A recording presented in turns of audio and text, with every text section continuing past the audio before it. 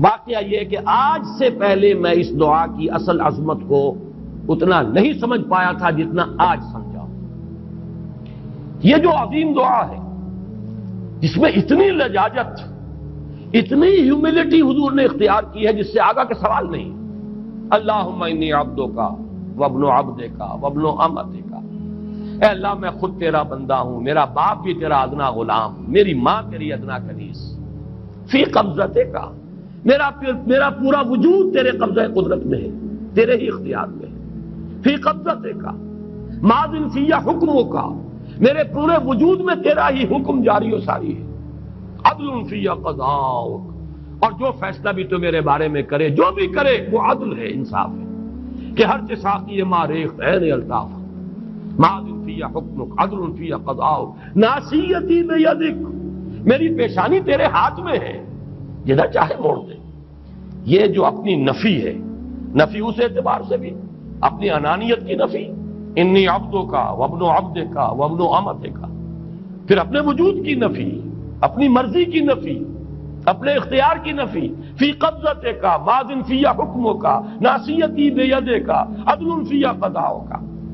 پھر دیکھیے واسطہ وہ دیا ہے جس سے اونچا واسطہ ممکن نہیں۔ اسألوک بکل اسم ہو لک، قرآن مجید میں آیا نا، فدوہ بہا وللہ الاسماء الحسنی فدوہ بہا، اچھے نام اللہ کے ہیں، اس کو پکارا کرو ان ناموں کے حوالے سے۔ اب نام کہاں سے جمع کریں سارے؟ ایک میں اسألوک بکل اسم ہو لک، جو بھی تیرے نام ہیں، سمیت بہ نفسک، جن سے تو نے خود اپنے آپ کو موسوم کیا، او علمتہ احدا من خلقک، یا تو نے اپنی مخلوق میں سے کسی کو وہ نام سکھایا، او انزلتہ فی کتابک، یا وہ نام تو نے اپنی کسی کتاب میں نازل کیا، اب استاثرت بہ فی مکنون الغیب عندک، یا اس کو تو نے خود اپنے خزانہ غیب میں محفوظ رکھا ہوا ہے۔ تیرے وہ نام بھی ہیں جو تو نے کسی کو ابھی سکھائے ہی نہیں، تو نے اپنی کتاب میں کسی میں نازل ہی نہیں کیے، وہ تو تیرے خاص خزانے کے اندر وہ ابھی در مکنون ہے، وہ ابھی تیرے پاس موجود ہے۔ یہ اس سے بڑا اب واسطہ کیا ہوگا؟ مانگا کیا ہے ذرا غور کیجیے،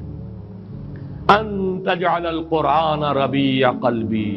ونور صدری وجلاء حزنی وذہاب ہمی وغمی۔ استدعا میں یہ کر رہا ہوں پروردگار، اس قرآن کو میرے دل کی بہار بنا دے، میرے دل کا نور بنا دے، نور صدری، ان تجعل القرآن ربیع قلبی، میرے دل کی بہار، ونور صدری، میرے سینے کا نور،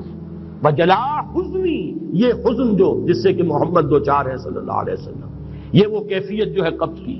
اس کو دور کرنے کا ذریعہ بنا دے اس قرآن کو، جلاء حزنی وذہاب ہمی وغمی، اور میرے ہموم، میرے تفکرات، میرے غموں کو دور کرنے کا ذریعہ بنا دے۔ یہ عظیم دعا آج سورۃ الضحیٰ پر غور و فکر کرتے ہوئے، ویسے تو میں تقریباً 30 برس سے اس دعا کا مبلغ ہوں، اس لیے کہ جب میں نے یہاں کام شروع کیا تھا لاہور میں، جو تقریریں کی تھی مسلمانوں پر قرآن مجید کے حقوق کے نام سے جو شائع شدہ ہیں، اس پمفلٹ کے آخر میں نے یہ دعا درج کی ہے۔ یہ اصل میں کچھ مختلف احادیث میں ٹکڑے آئے ہیں، کہیں کوئی ایک ٹکڑا کم ہے، کہیں دوسرا کم ہے، میں نے بڑی تحقیق کر کے تمام روایتوں کو جمع کر کے پھر اس کو مرتب کیا ہے، اور وہ بڑی خوبصورت میں نے اس کی سیٹنگ کی ہے، اور وہ اس کتابچے کے آخر میں ہے۔ اللہم انی عبدک وابن عبدک وابن امتک فی قبضتک ناصیتی بیدک ماضٍ فی حکمک عدل فی قضاؤک اسألک بکل اسم ہو لک سمیت بہ نفسک او علمتہ احدا من خلقک او انزلتہ فی کتابک او استاثرت بہ فی مکنون الغیب عندک ان تجعل القرآن ربیع قلبی ونور صدری وجلاء حزنی وذہاب ہمی وغمی۔ یہ وہ کیفیت ہے، اور وہ قرآن جو اس کیفیت میں سب سے زیادہ پر تاثیر ہے وہ یہ قرآن ہے، ان دو صورتوں پر مشتمل قرآن،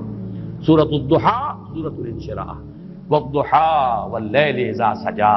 ما ودعک ربک وما قلی وللآخرۃ خیر لک من الاولی ولسوف یعطیک ربک فترضی الم یجدک یتیما فآوی ووجدک ضالا فہدی ووجدک عائلا فاغنی۔